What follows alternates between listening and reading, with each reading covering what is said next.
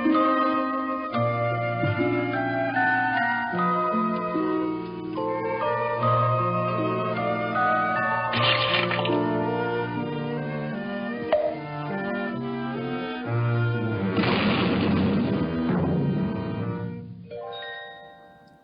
welcome to Moments with Mimi, and today we have a special request, and it is to understand the symbols of the Matthew chapter 4 verses 1 through 11. So let's take a look at that. It states, "Then Jesus was led up by the Spirit into the wilderness to be tempted by the devil." So the Spirit is God within, and He goes within you or Jesus, and you go within, and you are trying to deal with, how do I, keep the objective world in its place and stay in the subjective world. Being tempted by the devil is you reacting. So that is what he is contemplating, and it is God that has brought him to this and telling him, it's all subjective, it's all you, there's only one, it's all imagination. So the 40 days and 40 nights, 40 represents the fullness of time. So it states, "And he fasted 40 days and 40 nights," means he turned away from the objective world each time. This was his good mental diet. No, I don't believe that. It's this. No, I don't believe that. It's this. And so he moves toward looking at life through a subjective lens rather than an objective lens. So, he's gone through it, he's got it. I'm looking at life subjectively, and he comes out of that. And man, I'm hungry. So the thought comes to him from the objective side, saying, well, you believe in God and you believe in all this stuff, so, God says, you can do anything. Turn these stones into loaves of bread. Specifically, it states, if you are the Son of God, command these stones to become loaves of bread. So, food now. And you've gone within and you know better. You know that's not how it works. You just know in your heart that God loves you and you love you, and God is your imagination. My imagination loves me. I always have food on my table. I always have good food to eat, wonderful things to drink. These are the things that come out of your mouth. You're praising God. God always provides. I love God. He always gives me a full belly. I am his humble servant. I spread the word to look at life subjectively, and he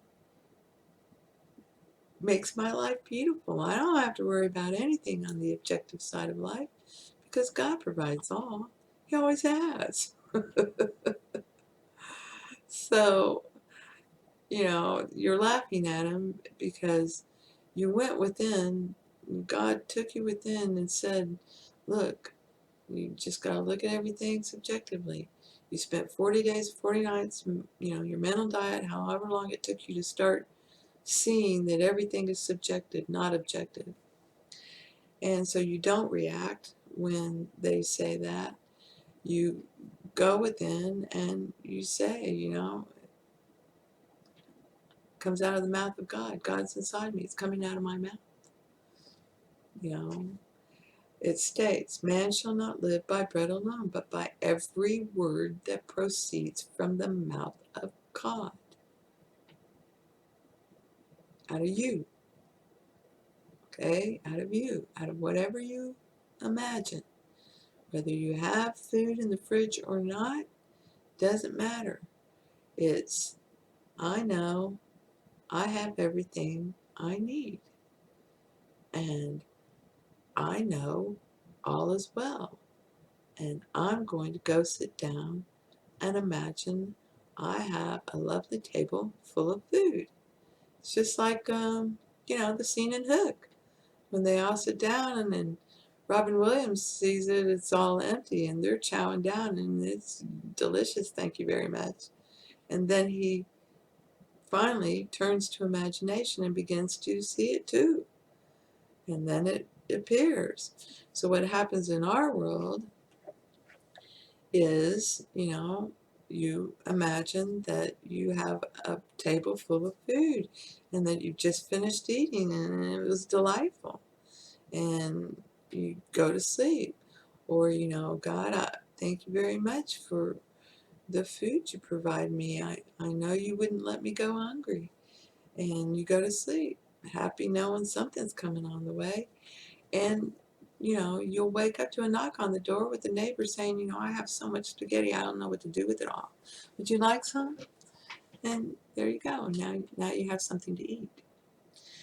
So then it goes on, the devil took him to the holy city and set him on the pinnacle of the temple, and said to him, If you are the Son of God, throw yourself down, for it is written, He will give His angels charge of you, and on their hands they will bear you up, lest you strike your foot against a stone. So this is the objective world, takes you to the holy city. The holy city to the objective world is, some building. And it says, go climb that building and jump off of it. God will save you, right? But this is a subjective world. So the reply is, and Jesus said to him, Again it is written, you shall not tempt the Lord your God. I mean, yes, all things are possible, but I'm not stupid. Okay. I'm not going to jump off that building and, and believe in you and that God will save me after I jump off the building. God's already saved me. I don't need to go at the top of that building. Thank you very much, to prove to you that you're wrong. No, no, no, no, no, no, no, no. You shall worship the Lord your God, and Him only shall you serve. And that's what it is. What? I don't have to prove a thing to you. I know who I am. It's all good. Thank you very much. And then Jesus said to him, Again it is written, you shall not tempt the Lord your God. And again the devil took him to a very high mountain and showed him all the kingdoms of the world and the glory of them. And he said to them, All these I will give you, if you will fall down and worship me. Then Jesus said to him, Begone, Satan, for it is written, You shall worship the Lord your God, and Him only shall you serve. Then the devil left him, and angels came and ministered to him. So this is just like the scene in Good Omens, that you're not my father. Get away. And you never have been. He went within, and then the devil showed up because, you got to see it to believe it, right? In the objective world. So this is what happens. And you have stated straight up, I'm not believing you. And then something will happen. And this is you realizing, no, no, no, no, I know better. This is not happening. This is not true. And I don't believe this. No, there is no way that happens. And the devil leaves. And the devil left him, and behold, angels came and ministered to him. So you can believe the outside world, you can believe the inside world. And this entire chapter, verses 1 through 11, is about you going within because you were compelled by God to come within and state for, I'm not going to look at life objectively anymore. It's subjective. It's subjective. I know who I am. Imagination makes this real. Nothing else makes this real, and you'll want something, and he said, hey, if you come do this, I'll give it all to you. If you come get a college degree, you'll have a great life, you'll have a great job, you can do everything, you can retire, it'll be wonderful, it'll be fun. And the reality is, no, I don't need anything. I just need to believe in myself and love myself. And I know that. Bye. Oh, well, yeah, well, if that's what you think, then do this. You know, if if you can fly, go fly. I fly with my imagination. I don't have to prove a thing to you. Everything comes to me, and it's all good. So for example, recently I had made a comment on Facebook to a rabbi, and he reached out to me thanking me for the comment, and he wanted to know if I would be on one of his videos so that he could help me with the things that I need. And I told him I don't need anything. I already know who I am. It's all good. And he was skeptical. You don't need anything? It's like, no. I study the law of the Bible and the promise of the Bible, and started sending him links to my Patreon site and my books, and I said, love to come talk with you, to your audience about this, but I don't need anything. And he went away. These videos are, and stuff, there's a lot of people out there who are trying to entice you. Come listen to me, come listen to me. That's the devil talking, and bless her heart, I know she means well, but Esther Hicks is one of, the biggest ones out there. And I pray that she'll wake up. I mean, she's pretty close. She says some great things, but she is a confused individual, and she implies this being comes out of her, and that, if you want to talk to a divine being, come see me. Hey, well, we all got one inside of us. And if you notice, Abraham isn't sharing that information. Okay? And yeah, it says some great things. Dwyer thought she was hysterical and wonderful. She is wonderful. She's absolutely wonderful. And yes, she is hysterical. But no, you don't need to pay anyone hundreds of dollars to go talk to an infinite being about what you should do with your life or how to live life. That's just ridiculous. She's the devil. And I don't mean that like, the evil devil. She's the adversary. Are you going to believe me? Hey, just pulling your leg. Because God is in her.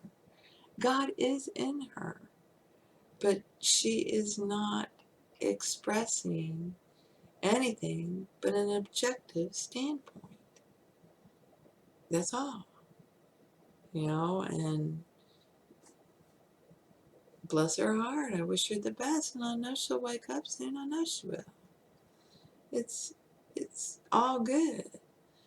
And that's what makes it very difficult, because when you live in objective land, you can take a piece of the truth and then you wrap it up in all this stuff, and then you brand it and sell it, right? I'm selling it, brand it, think of me, and that's not how this works. And I'll give you a good example is, Nike. Nike began as no fear, and then would show you individuals who had no fear, who wouldn't listen to anybody, you weren't going to stop me, I'm going to be the best. And they did. They showed the best athletes, and how these were the people who thought like that. But over time, they came to fall in love with Nike and forgot the message, no fear. And tennies are tennies, shoes are shoes. Their shoes are no better than anybody else's shoes. It's the story they sold, okay? And in their hearts, you know, they wanted it to be well. They imagined this was going to be great. And they came up with this no fear. It came to them. Say no fear. Everybody will love it. Okay. Well, they did. And it did. But now they're full of themselves. They think Nike is the one. And they're not. They're just a shoe.